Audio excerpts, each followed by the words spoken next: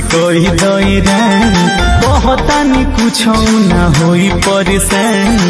हरे सुना सुना न हो काहे सुने मर्द के मिजाज खुश कोई दौरा कहतानी कुछ ना होई परेशान।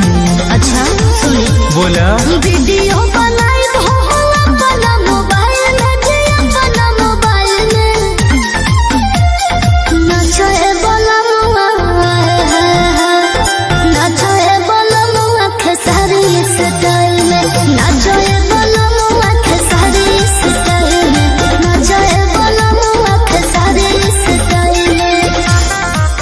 डीजे दयानंद दिलदार सरस्वती स्थान कठरा डी टोल।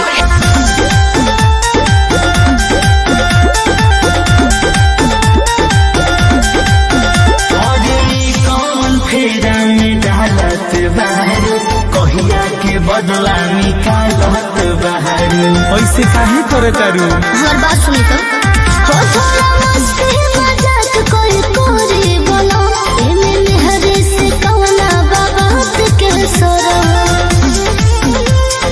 रोवा संगे फोटो लगाई प्रोफाइल लगाई प्रोफाइल नाचो ए बोला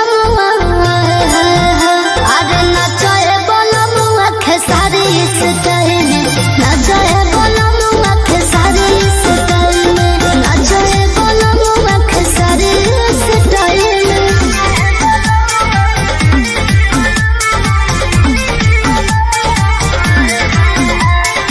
म्यूजिक बाय आर्या शर्मा।